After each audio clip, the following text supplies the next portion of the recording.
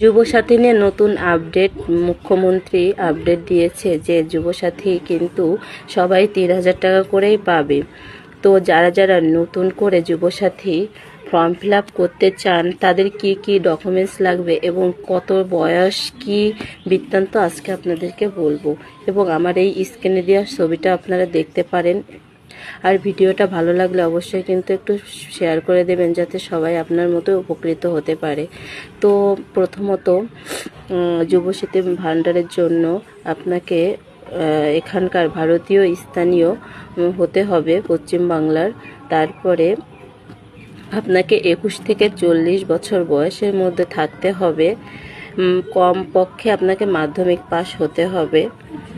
আর আপনার কি কি ডকুমেন্টস লাগবে সেটা হলো আপনার মাধ্যমিকের একটা অ্যাডমিট কার্ড বা রেজাল্ট। দ্বিতীয়ত আপনাকে দিতে হবে হলো বার্থ সার্টিফিকেটের বা মাধ্যমিকের অ্যাডমিটের প্রমাণ বার্থ সার্টিফিকেট অনুযায়ী।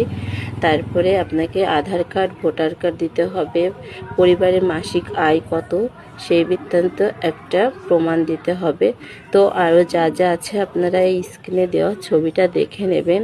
এবং অবশ্যই যারা যুবসাথী ফর্ম ফিল আপ করেননি তারা অতি শীঘ্রই করতে পারবেন। এটাই ছিল আজকের ভিডিও। আর কারো কোনো যদি প্রশ্ন থেকে থাকে অবশ্যই কিন্তু কমেন্টে জানাবেন।